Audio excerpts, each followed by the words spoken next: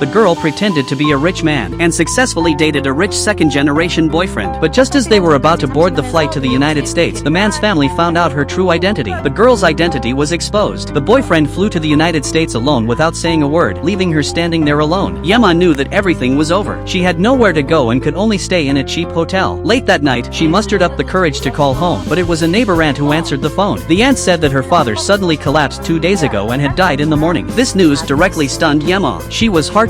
She rushed home immediately. Seeing her mother's haggard appearance, she completely collapsed. It turned out that her father had been diagnosed with cancer a long time ago, but he didn't say anything. In order to fulfill her dream of studying abroad, he took out all the savings in the family. She lied to her parents, but they still loved her wholeheartedly. She opened the account book left by her father, except for a few water and electricity bills. All of them were transfer records during her study abroad. The total amount exceeded 10 million won, all of which were debts borrowed by her parents for her. Yema was full of guilt and made a decision. She would pay off all debts. She went to Seoul, without a diploma or background, and only worked hard. She fried hamburgers in the hot kitchen, worked as a parking guide after get off work, and worked the night shift at the convenience store at night. She was exhausted every day, but she didn't dare to stop. She also wanted to change to an easier job, but those required academic qualifications. Until one day, she saw a recruitment advertisement. Meyer Collection is recruiting people, no academic qualifications are required, as long as they are women between 20 and 30 years old. She couldn't believe it at the time, and immediately rushed to the address. Just then, a luxury car stopped in front of her. The person who got out of the car was a beautiful woman with full aura, the person in charge of Meyer Collection, and Yema's life started anew at that moment.